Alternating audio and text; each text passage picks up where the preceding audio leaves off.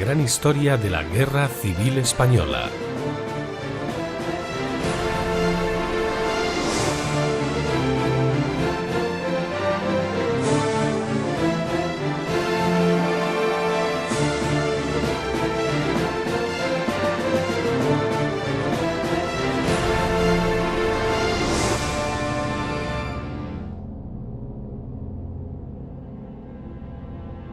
Las guerras son la peor enfermedad del ser humano. Y las contiendas que enfrentan a hermanos, padres o gentes de un mismo país son siniestras. En ambas retaguardias de la Guerra Civil Española se van a cometer las mayores crueldades. El crimen sin freno será la mejor forma de saldar deudas, envidias y por supuesto de acabar con el adversario político. No hay nada que hicieran unos y no lo hicieran los otros. España se convertirá en un magnífico campo de pruebas para evaluar el rendimiento de nuevos armamentos y tácticas militares para la futura contienda mundial. La Guerra Civil Española marca el primer antecedente de la Segunda Guerra Mundial, el fin de una época bélica y el comienzo de las guerras modernas. Voluntarios de más de 20 países vendrán a luchar en una guerra que no es la suya, bien por ideales o bien como soldados a sueldo. Hombres de todo el mundo vendrán a España a combatir por los españoles y por ellos mismos.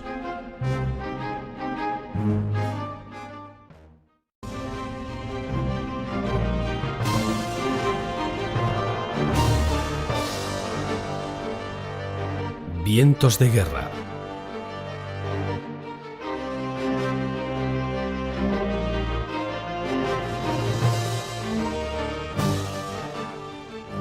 Durante los convulsos años 30, el mundo occidental hierve de ideologías políticas antagónicas.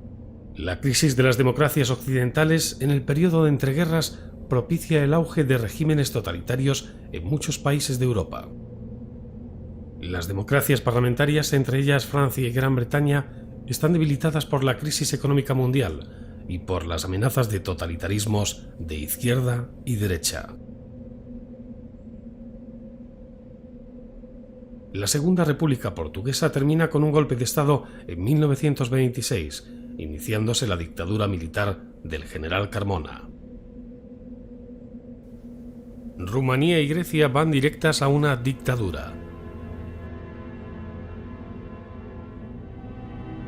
Los principales bancos de Austria y Alemania quiebran y Gran Bretaña se acerca a los 3 millones de parados. La moneda inglesa, la libra esterlina, se deprecia un 30%. Las ideologías de extrema izquierda y derecha, comunismo y fascismo, luchan por controlar a las masas.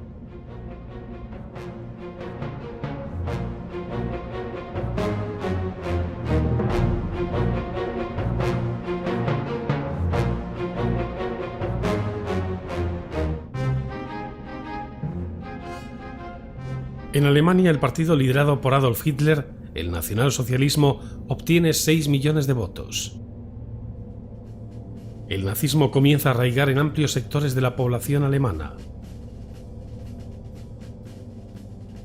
La República de Weimar tiene los días contados. Italia lleva casi un lustro de dictadura fascista de la mano de Benito Mussolini. Los intereses italianos se centran en el expansionismo territorial en Abisinia, Mediterráneo y el norte de África.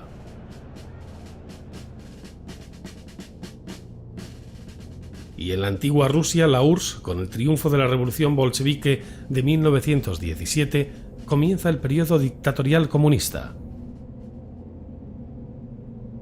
Joseph Stalin se convierte en presidente del Soviet Supremo.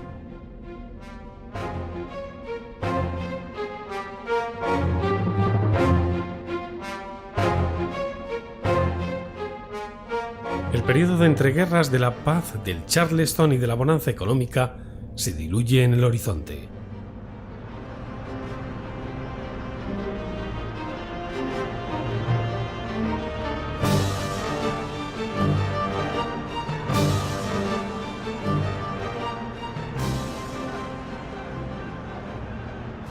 el fantasma de la guerra vuelve a planear por Europa. Países como Alemania e Italia rearmándose para un futuro incierto. Francia e Inglaterra negociando lo innegociable.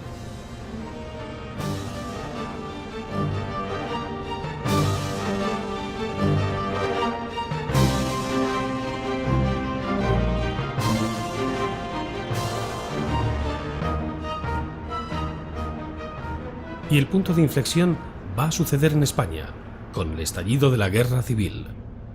España, suroeste europeo, año 1931. España es una nación predominantemente agraria, aunque cuenta con importantes focos industriales en Vascongadas, Barcelona y Madrid. La crisis económica mundial afecta aún más la precaria economía española. España es un país atrasado y pobre, con altas tasas de analfabetismo e importantes abismos sociales. Cuenta con malas vías de comunicación y con multitud de poblaciones aisladas que no disponen de línea eléctrica. La población española asciende a 24,5 millones de personas. El salario medio es de 4,27 pesetas al día.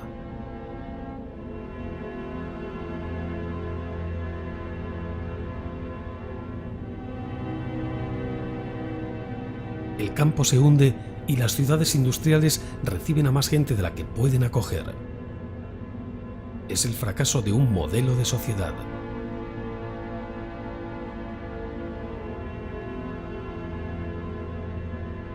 El país vive sus últimos días como monarquía. El 12 de abril se celebran elecciones municipales, ganando las corrientes republicanas en 41 de las 50 capitales de provincia. El triunfo republicano significa el fin de la monarquía constitucional. El 14 de abril, miles de españoles se echan a las calles pidiendo la república. La bandera tricolor ondea en toda España en un acto espontáneo, en ayuntamientos, en balcones, por las calles. Tiene una característica diferenciadora: la franja morada debajo de la roja y amarilla. La nueva bandera sustituye a la monárquica roja y gualda. Esa misma noche se aprueba la amnistía de presos políticos. Miles de republicanos exiliados regresan en tren desde París. Los madrileños los reciben gozosos en la Estación del Norte. Con el Palacio Real cercado, los ánimos encendidos y la muchedumbre en las calles, el rey decide abandonar el país. La noche del 14 de abril, el rey Alfonso XIII marcha de incógnito a Cartagena y llega a Marsella a bordo de un crucero. Al día siguiente, su familia viaja en tren hasta París. El 16 de abril, renuncia al trono.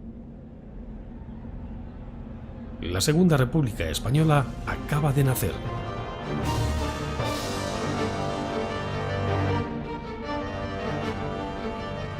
Los españoles quieren establecer en España las libertades políticas, religiosas y culturales, reformas que en países con tradición democrática como Francia han logrado después de un siglo de experimentos y conflictos.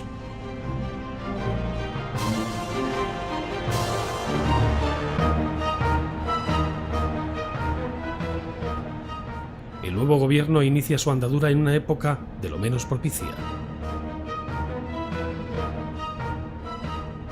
La depresión mundial trastorna la aislada economía del país, eminentemente agraria, y la agitación de las clases obreras convierten a España en campo abonado y propicio para la propaganda subversiva.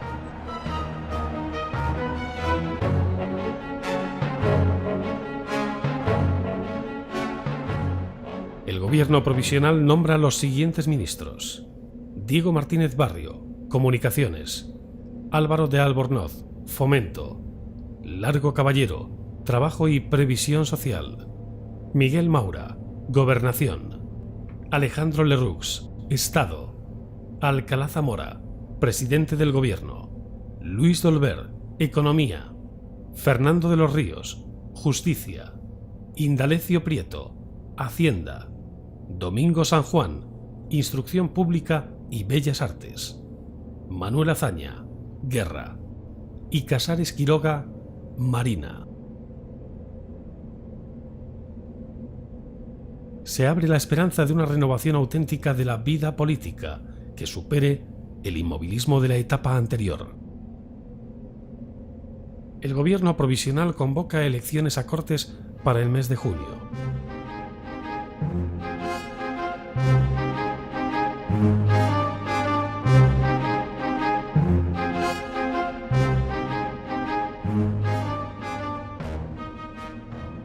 El 11 de mayo, con la permisividad del gobierno y la complicidad de algunas autoridades locales, se produce una oleada de quema de conventos e iglesias por todo el país.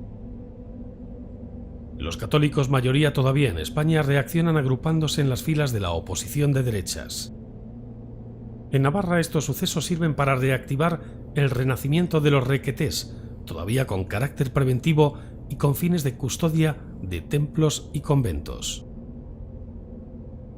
El 14 de octubre las Cortes aprueban el artículo más conflictivo de la Constitución, el 26. Ni sacerdotes ni religiosos tendrán derecho a ejercer la enseñanza, ni ningún tipo de actividad industrial ni mercantil.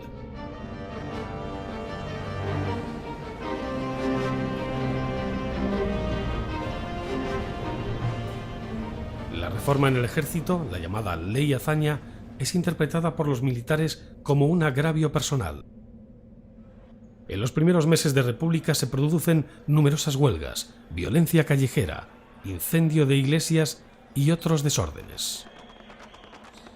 Los estratos más conservadores de la sociedad se encuentran acorralados y escandalizados. Los españoles comienzan a confundir república con anarquía. La deriva revolucionaria crece y la represión ejercida por el gobierno engendra odios entre las clases sociales. Se crea el Estado Novo en Portugal. Oliveira Salazar es el líder del nuevo movimiento. El régimen adopta una forma muy moderada de fascismo.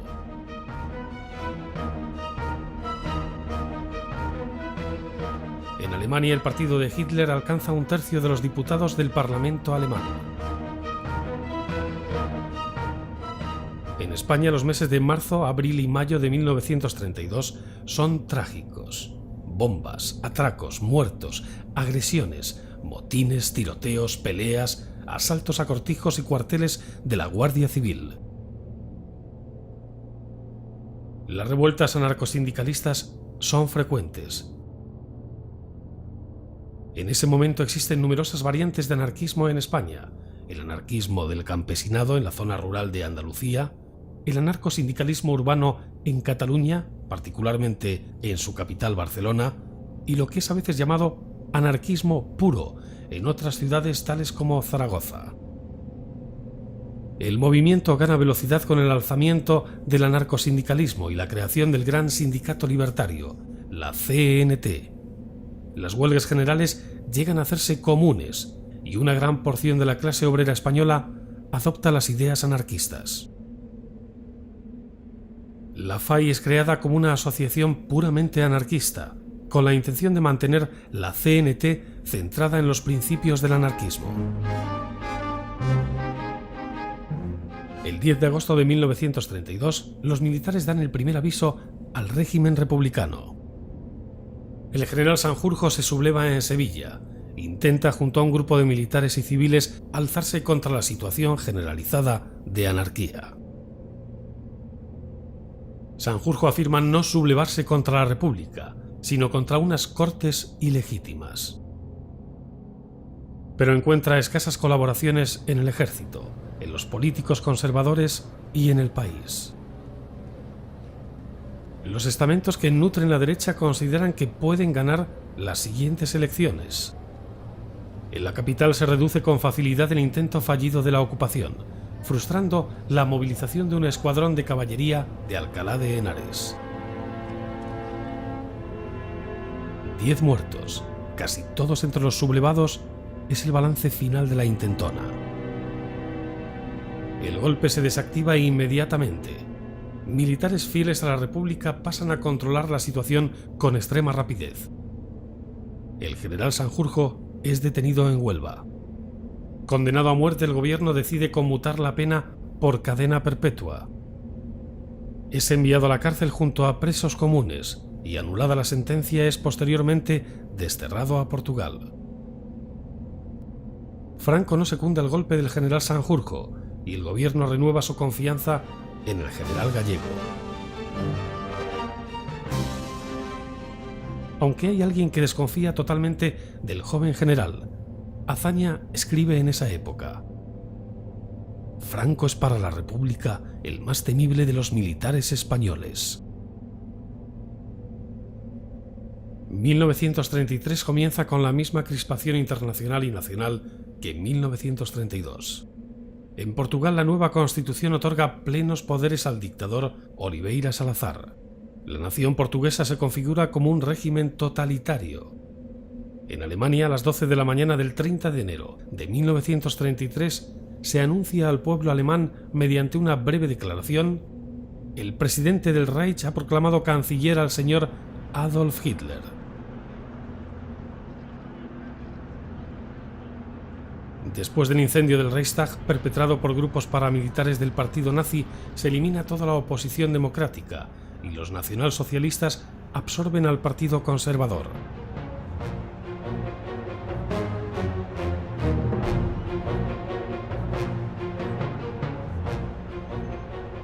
El partido nazi ordena el boicot de los negocios judíos, se prohíben los partidos de la oposición, se promulga la ley de pureza racial y se crean los primeros campos de concentración.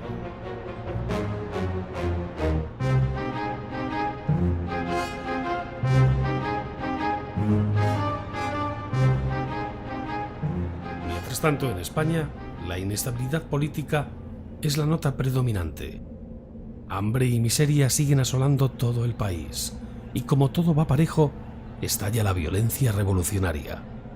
Un trágico acontecimiento sentencia al gobierno de Azaña. Casas Viejas es una aldea cercana a Jerez de la Frontera. Las tierras que la circundan están señaladas para la expropiación. Los anarquistas e intelectuales andaluces incitan a los campesinos para que aceleren por su cuenta la reforma agraria, ya que la expropiación de tierras no ha sido aprobada en las Cortes. 13 anarquistas se hacen fuertes en la choza del campesino apodado Seis Dedos. Disparan contra la policía. El jefe del puesto local pide a Madrid instrucciones. El ministro de Gobernación cursa órdenes al efecto para que el lugar sea despejado. No queremos ni heridos ni prisioneros. La policía interpreta las órdenes literalmente. Mueren 22 aldeanos anarquistas y 3 miembros de las fuerzas de seguridad. La opinión pública se enardece tanto que, siguiendo la tradición española, se produce una reacción en cadena de todos los sectores contra la dura represión del gobierno. Después de Casas Viejas, las derechas españolas, con Gil Robles como líder, fundan La Ceda. En octubre de ese mismo año, José Antonio Primo de Rivera, hijo del dictador, funda en el Teatro de la Comedia de Madrid la Falange Española.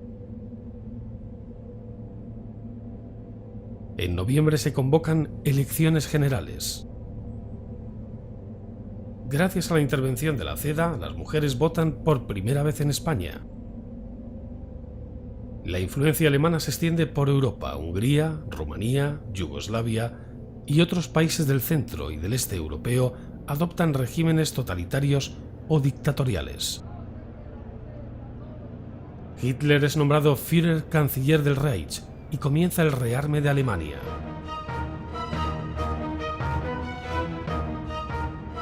El presidente de Austria, Dollfuss, es asesinado por nazis austriacos.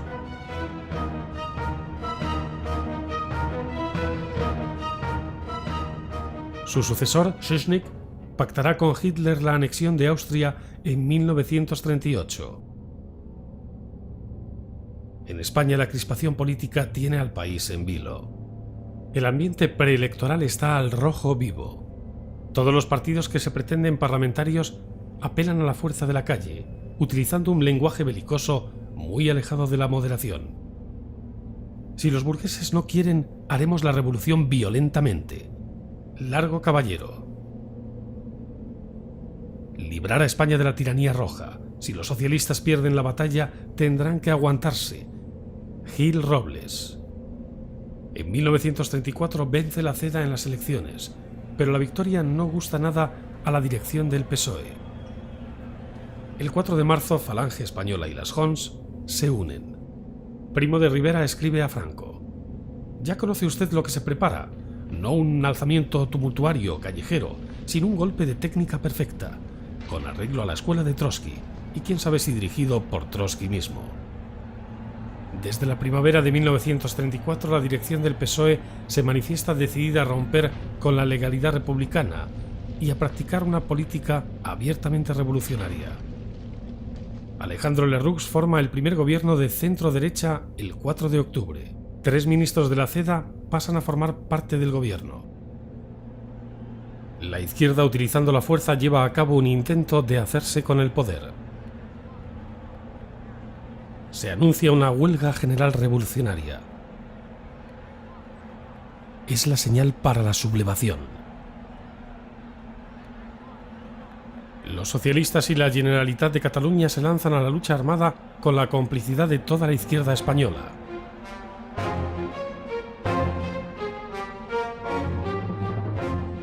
La huelga general lanzada por los socialistas recorre Madrid, Barcelona, las Vascongadas y Asturias.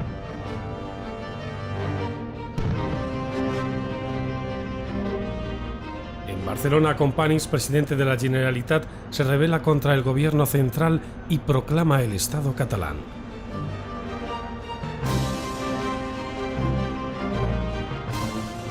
El ministro de la Guerra, Diego Hidalgo, hace intervenir al ejército y en menos de 48 horas aplastan el movimiento de Companys. En Asturias, miles de mineros establecen un soviet, asaltan y arrasan cuarteles de la Guardia Civil, toman la cuenca minera, ocupan las fábricas de armas y se apoderan de Oviedo. La revuelta asturiana desborda al gobierno de Gil Robles, que declara el estado de guerra para sofocar aquella expresión desenfrenada de violencia y utopías sociales, como comunas obreras y repúblicas libertarias. Se encuentran auténticos arsenales de armas repartidos por toda Asturias. 9 días duran los enfrentamientos hasta que el ejército entra en Oviedo y localidades cercanas.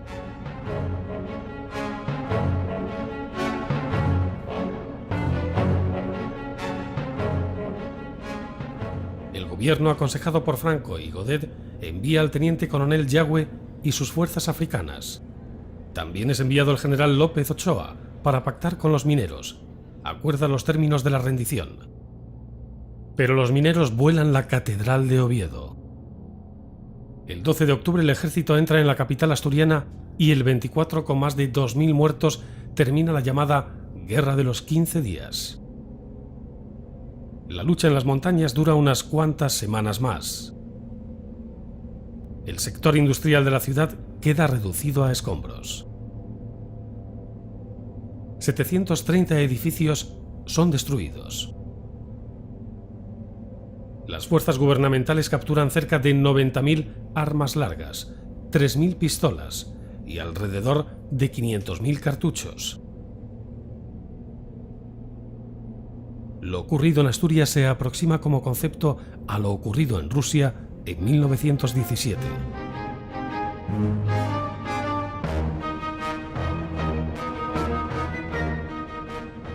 Yagüe y sus legionarios reducen los últimos focos revolucionarios.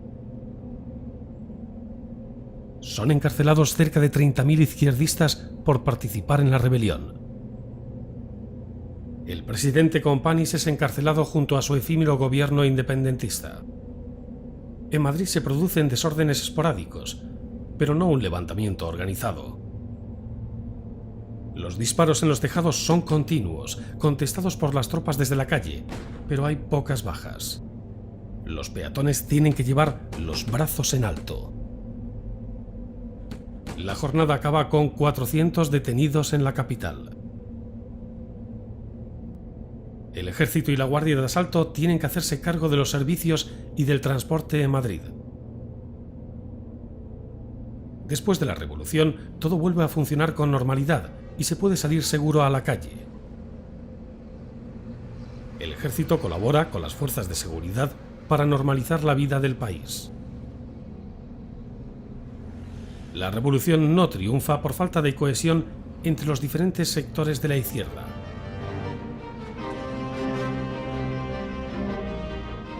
En los años 1935 y 1936, la situación europea se agrava con los envites de Hitler y Mussolini. Hitler rompe el Tratado de Versalles e incorpora la región francesa del Saar al Tercer Reich.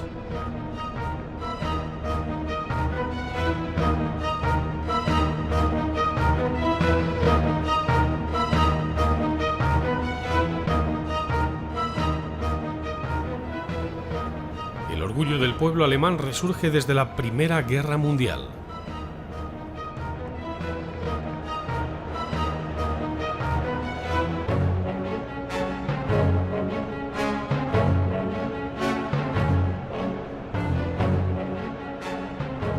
Un acuerdo con Inglaterra permite a Italia adquirir una región anexada a la Somalia italiana.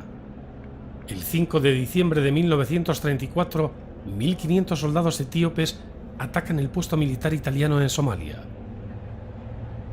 Mussolini apela a este episodio para declarar la guerra a Etiopía. Es el inicio del acercamiento entre Mussolini y Hitler. Mussolini conquista Abisinia, Etiopía, y comienza la expansión imperialista y colonial de la Italia fascista. En Francia gana las elecciones el Frente Popular por amplia mayoría. Léon Blum, presidente del gobierno, nombra a 3 mujeres ministros, aunque en Francia las mujeres todavía no tienen derecho a voto.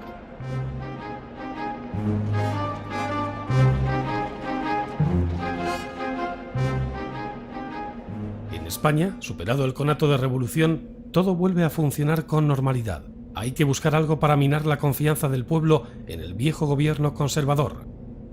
Y los dioses revolucionarios envían a Daniel Strauss. El escándalo salpica al gobierno por un asunto de ruletas trucadas y extraperlo, en el que se ve involucrado el hijo adoptivo de Lerroux. La corrupción del gobierno conduce a la izquierda a ejercer presión sobre el presidente de la República para que disuelva las Cortes y se fijen nuevas elecciones para el 16 de febrero de 1936. Manuel Azaña organiza el Frente Popular a semejanza de su homólogo francés, presidido por Léon Blum. Socialistas, comunistas, anarquistas y republicanos de izquierdas son llamados a militar en sus filas.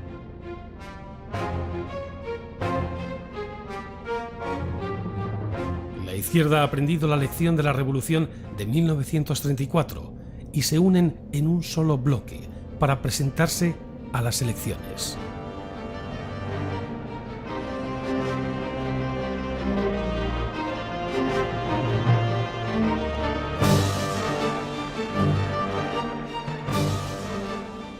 En febrero de 1936, las urnas españolas conceden la victoria al Frente Popular. Las apuestas daban por vencedor a Gil Robles y su Acción Popular, pero en la madrugada del 17 de febrero, un giro repentino en los resultados de algunas provincias clave desbanca la mayoría derechista.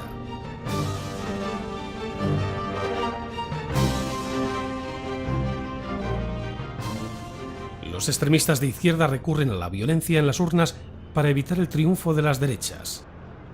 A pesar de estas medidas, estas obtienen 4.570.000 votos, contra los 4.356.000 de las izquierdas. Pero la victoria, debido al sistema electoral, irá a manos del Frente Popular. Cuando las masas izquierdistas se enteran al despertar en la mañana del 17 de febrero, no esperan a que se hagan públicos los resultados oficiales, que no aparecerían hasta el día 20, e inician una serie de manifestaciones contra los derechistas y sus propiedades.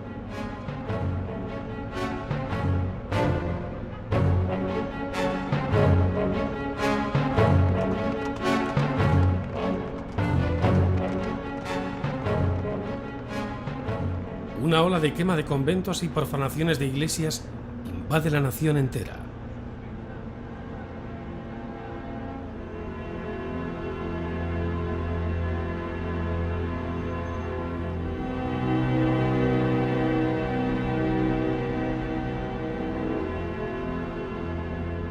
se desata una intensa campaña contra las Fuerzas Armadas. Las calles están tomadas por masas enfervorizadas, donde se producen auténticas batallas campales entre partidarios de uno y otro bando. Se alza un gran clamor de las victoriosas izquierdas para liberar a los prisioneros políticos y se redacta con urgencia un decreto de amnistía. Arden más iglesias y conventos, se destruyen centros de derechas y redacciones de periódicos. La represión del gobierno, los editoriales de prensa, la ceniza de los conventos configuran un clima de funestos presagios.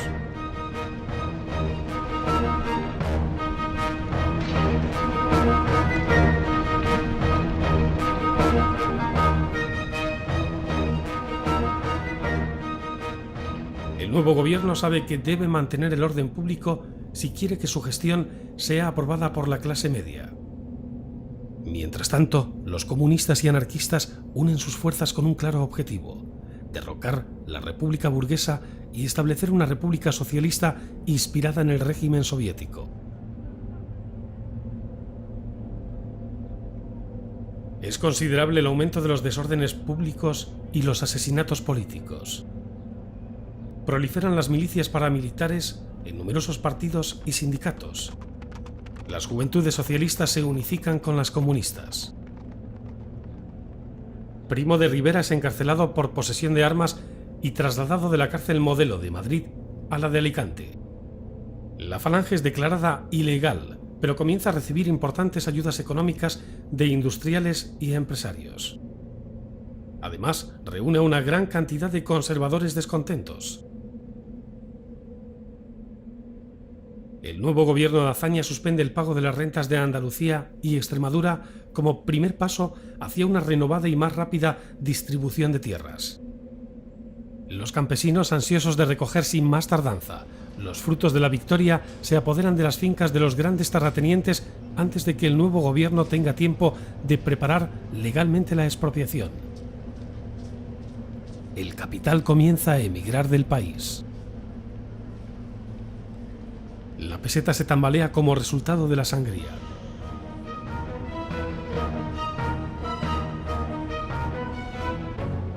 Las transacciones comerciales se tornan más pesimistas en vistas de la incertidumbre que reina en todo el país, y las clases adineradas empiezan a hacer las maletas.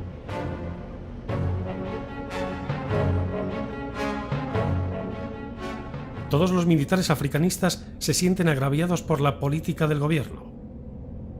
Azaña traslada fuera de Madrid a los generales cuyos nombres suenan con más persistencia en relación con conspiraciones militares. El general Sanjurjo, desde su exilio forzado en Lisboa, se autoproclama como líder de la conspiración. Emilio Mola es suspendido de su puesto en Marruecos al frente de la Legión y de los regulares, y es enviado como máximo responsable militar a Pamplona. El general Godet es enviado a las Baleares y el general Franco a las Canarias, el limbo para los generales considerados como amenazas en potencia. Azaña, en su obstinación de alejar a Franco lo más posible, comete la ingenuidad de enviarlo allí. El gobierno del Frente Popular está posicionando sin saberlo a las cabezas del levantamiento en sitios estratégicos.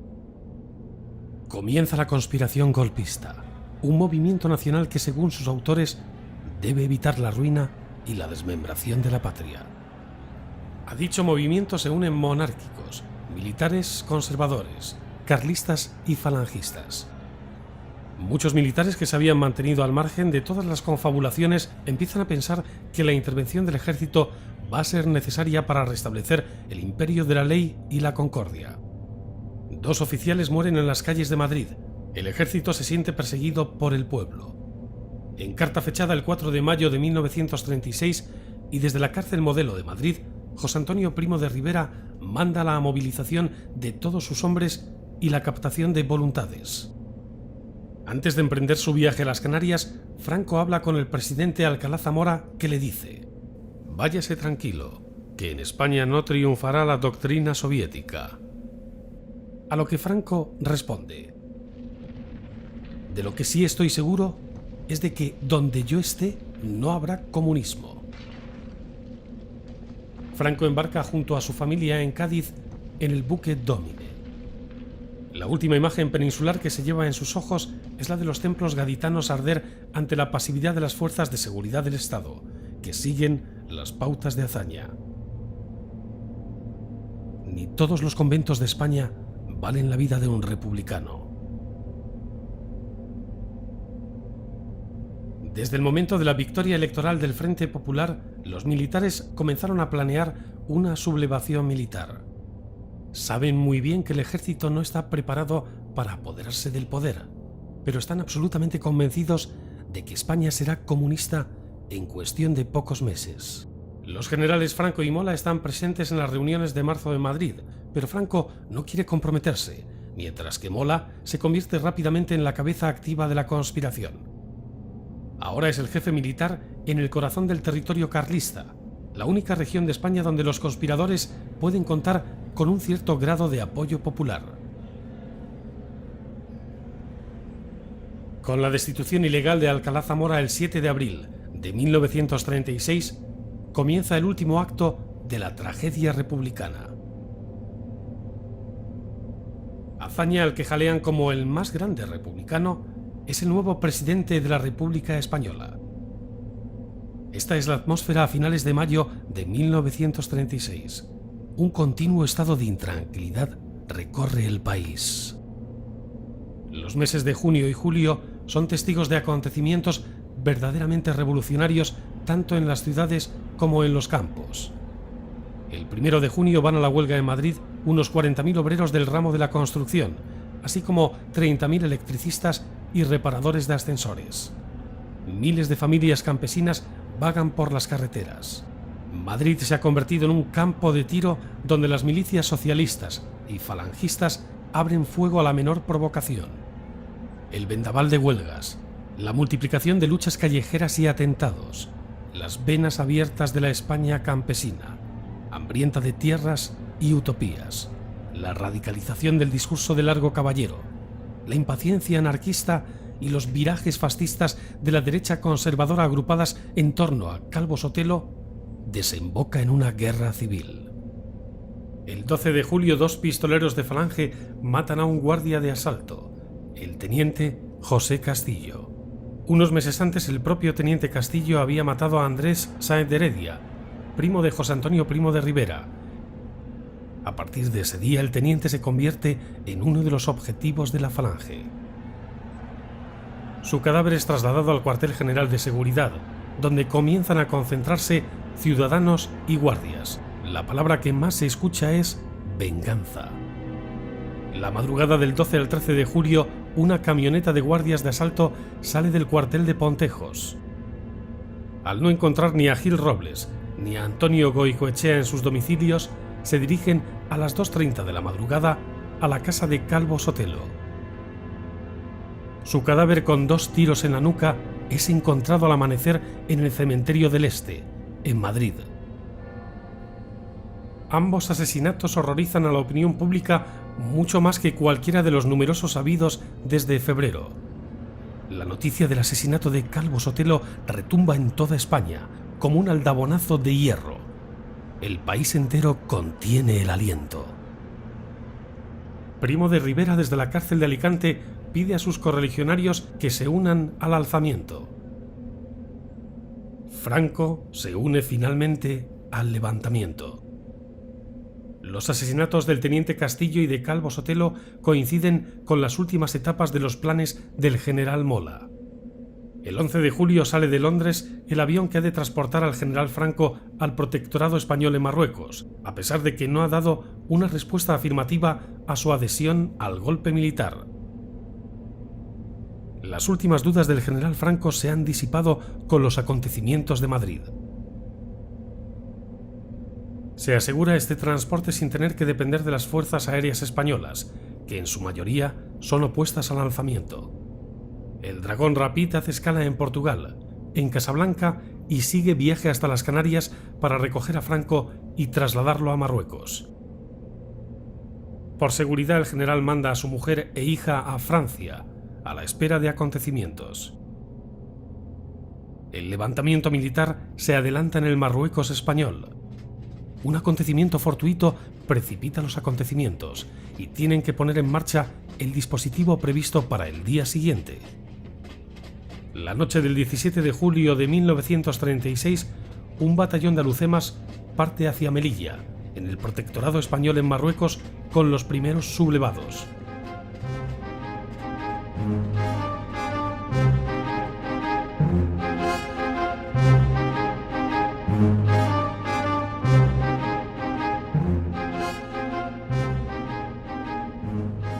Las restantes guarniciones de Marruecos siguen el plan convenido sin grandes dificultades: Tetuán, Ceuta, Tánger y Larache, que es la última plaza en caer.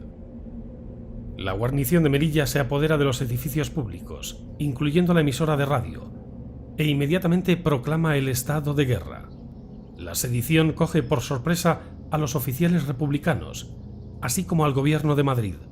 Mientras tanto, se declara el estado de guerra en Tenerife por la radio. Esa madrugada a las 5 el general Emilio Mola manda un telegrama a diversas guarniciones de la península. Esta noche Elena ha dado a luz un hermoso niño. Es la señal para el levantamiento.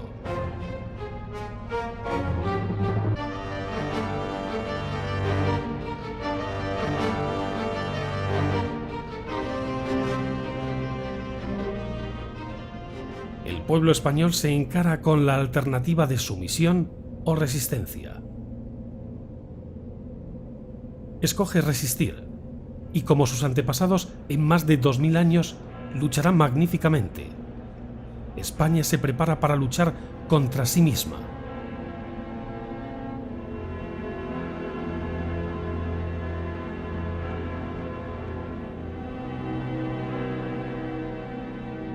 El mundo entero mira a España, y España se mira espantada.